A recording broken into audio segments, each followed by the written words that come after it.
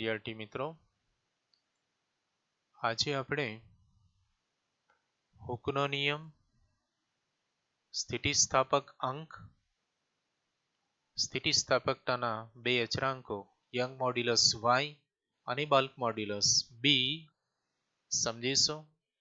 તો સૌપ્રથમ આપણે હુકના નિયમથી શરૂઆત કરીશું. તો પહેલા જોઈએ આપણે હુકનો નિયમ. હુક્સ લો સમજાવો. નિયમ જોઈએ. નાના વિરૂપણ માટે પ્રતિબળ અને વિકૃતિ એકબીજાના સમપ્રમાણમાં છે. એટલે કે સ્થિતિસ્થાપકતાની હદમાં પ્રતિબળ અને વિકૃતિ એકબીજાના સમપ્રમાણમાં હોય છે. માટે પ્રતિબળ ચલે છે વિકૃતિ માટે પ્રતિબળ ઇક્વલ ટુ સપ્રમાણતા અચળાંક k ઇન્ટુ વિકૃતિ, જ્યાં k સપ્રમાણતાનો અચળાંક છે, જેને સ્થિતિસ્થાપક અંક કહે છે. k નો SI એકમ ન્યૂટન પર મીટર સ્ક્વેર, કારણ k ઇક્વલ ટુ પ્રતિબળ ભાગ્યા વિકૃતિ. પ્રતિબળનો એકમ ન્યૂટન પ્રતિબળનો એકમ ન્યૂટન પર મીટર સ્ક્વેર અને વિકૃતિ એ એકમ રહિત છે, એટલે ન્યૂટન પર મીટર સ્ક્વેર અથવા તો પાસ્કલ છે. અને k નું પારિમાણિક સૂત્ર m1L-1T-2 થશે. હુકનો નિયમ આનુભવિક નિયમ છે અને મોટા ભાગના દ્રવ્યોમાં તેનું પાલન થાય છે. જોકે કેટલાક દ્રવ્યોમાં આ સપ્રમાણતાનો સંબંધ જળવાતો નથી. આ રીતે હુકના નિયમની ટૂંકમાં આપણે સમજૂતી લખી શકીએ કે નાના વિરૂપણ માટે પ્રતિબળ વિકૃતિના સમપ્રમાણમાં, માટે પ્રતિબળ ચલે છે વિકૃતિ માટે પ્રતિબળ ઇક્વલ ટુ k ઇન્ટુ વિકૃતિ, જ્યાં k સપ્રમાણતા અચળાંક, જેને સ્થિતિસ્થાપક અંક કહે છે. એ સ્થિતિસ્થાપક અંક એટલે શું? સ્થિતિસ્થાપકતાના અચળાંકો કેટલા છે એ આપણે ટૂંકમાં સમજી લઈએ કે પ્રતિબળ અને વિકૃતિના ગુણોત્તરને સ્થિતિસ્થાપક અંક કહે છે. અત્યારે જ આપણે જોઈ ગયા પ્રતિબળ ચલે છે વિકૃતિ માટે પ્રતિબળ ભાગ્યા વિકૃતિ ઇક્વલ ટુ સપ્રમાણતા અચળાંક k, જેને આપણે સ્થિતિસ્થાપક અંક કહીશું. સ્થિતિસ્થાપક અંક નું મૂલ્ય પદાર્થના દ્રવ્યની જાત પર આધારિત છે, પરંતુ તેના પરિમાણ પર આધારિત નથી. સ્થિતિસ્થાપક અંક ત્રણ પ્રકારના છે. નંબર 1 યંગ મોડ્યુલસ, જેનો સિમ્બોલ કેપિટલ Y. નંબર 2 કદ સ્થિતિસ્થાપક અંક એટલે કે બલ્ક મોડ્યુલસ B સાથે દબનીયતા k. અને ત્રીજો છે આકાર સ્થિતિસ્થાપક અંક અથવા દ્રઢતા ગુણાંક. આ રીતે સ્થિતિસ્થાપકતાના ત્રણ અચળાંકો આપણે શીખીશું.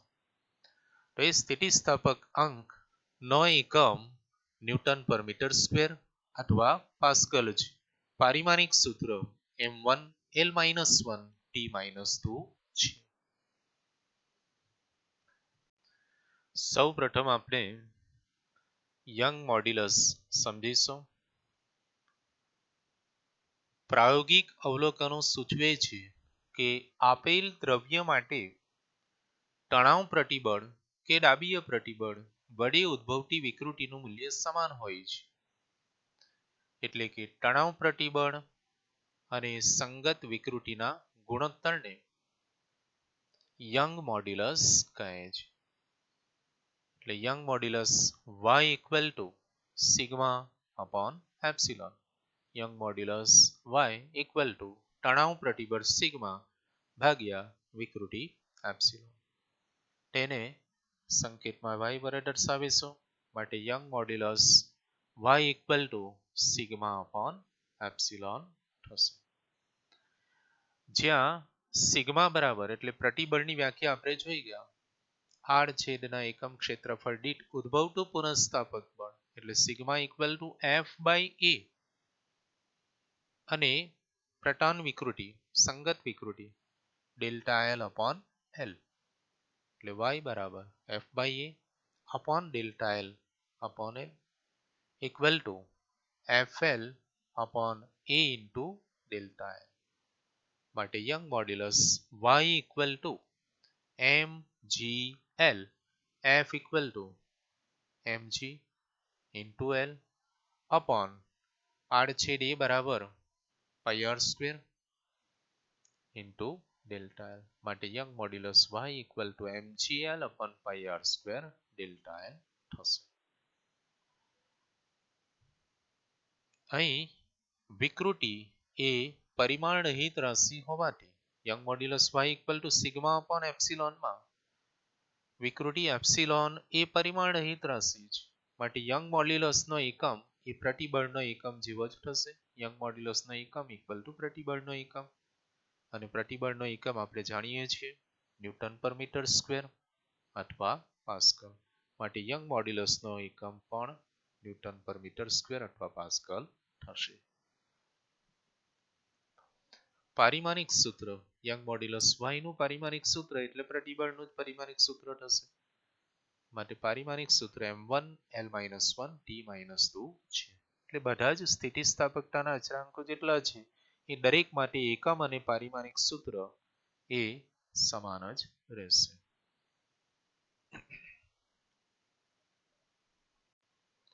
હવે આપણે કદ સ્થિતિસ્થાપકાંક એટલે કે બલ્ક મોડ્યુલસ સમજીશું અને સાથે સાથે દબનીયતા પણ સમજીશું. તો ફરી એકવાર આપણે આકૃતિ ધ્યાનમાં લઈએ. આકૃતિમાં દર્શાવ્યા અનુસાર જ્યારે પદાર્થને પ્રવાહીમાં ડુબાડવામાં આવે ત્યારે તે હાઇડ્રોલિક પ્રતિબળની અસર હેઠળ આવે છે જેથી પદાર્થના આકારમાં ફેરફાર થયા સિવાય તેના કદમાં ઘટાડો થાય છે. આથી ઉદ્ભવતી વિકૃતિને કદ વિકૃતિ કહે છે. તો હાઇડ્રોલિક પ્રતિબળ અને તેને અનુરૂપ કદ વિકૃતિના ગુણોત્તરને કદ સ્થિતિસ્થાપક અંક એટલે કે બલ્ક મોડ્યુલસ કહે છે. માટે વ્યાખ્યા અનુસાર જેને આપણે સિમ્બોલ કેપિટલ B વડે દર્શાવીશું એટલે હાઇડ્રોલિક પ્રતિબળ એટલે કે દબાણ ભાગ્યા કદ વિકૃતિ ને કદ સ્થિતિસ્થાપક અંક કહે છે. માટે bulk modulus B equal to hydraulic પ્રતિબળ અથવા દબાણ P divide by delta V upon V. અહીં ઋણ નિશાની સૂચવે છે કે દબાણમાં વધારો થાય તેમ કદમાં ઘટાડો ઉદ્ભવે છે. આમ P ધન હોય તો ડેલ્ટા V ઋણ થશે. તો સંતુલનમાં રહેલા તંત્ર માટે બલ્ક મોડ્યુલસ એ ધન હોય છે. બલ્ક મોડ્યુલસનો એકમ ન્યૂટન પર મીટર સ્ક્વેર અથવા પાસ્કલ કારણ અહીં કદ વિકૃતિ અને વિકૃતિ એ પરિમાણ રહિત છે અને દબાણનો એકમ ન્યૂટન પર મીટર સ્ક્વેર માટે બલ્ક મોડ્યુલસ B નો એકમ પણ ન્યૂટન પર મીટર સ્ક્વેર અથવા પાસ્કલ અને પારિમાણિક સૂત્ર m1 l-1 t-2 છે. અને હવે આપણે દબનીયતા શીખીશું. તો બલ્ક મોડ્યુલસ B ના વ્યસ્તને દબનીયતા કહે છે. દબાણમાં એક એકમના વધારા દીઠ થતા આંશિક ફેરફારને દબનીયતા કહે છે અને તેને K વડે દર્શાવીશું માટે K equal to 1 upon B bulk modulus B ના વ્યસ્તને દબનીયતા K કહે છે માટે K equal to 1 upon B અને B બરાબર minus P upon delta V upon V પર T minus 1 upon delta P into delta V upon V equal to minus of delta V upon V upon delta P. તેનો એકમ દબનીયતાનો એકમ એટલે આનો વ્યસ્ત થશે. ન્યૂટન ઇન્વર્સ મીટર સ્ક્વેર અથવા પાસ્કલ ઇન્વર્સ અને પારિમાણિક સૂત્ર m-1 l1 t2 થશે. આ રીતે કદ સ્થિતિસ્થાપક અંક અને દબનીયતા આપણે સમજાવી શકીએ. મિત્રો, પરીક્ષાની દ્રષ્ટિએ યંગ મોડ્યુલસ સમજાવો અથવા કદ સ્થિતિસ્થાપક અંક સમજાવો અથવા આકાર સ્થિતિસ્થાપક અંક સમજાવો, એ 3 પ્રશ્નો 2 માર્ક્સ માટે ખૂબ જ અગત્યના છે. માટે રાઇટિંગ પ્રેક્ટિસ સાથે એને તૈયાર રાખીશું.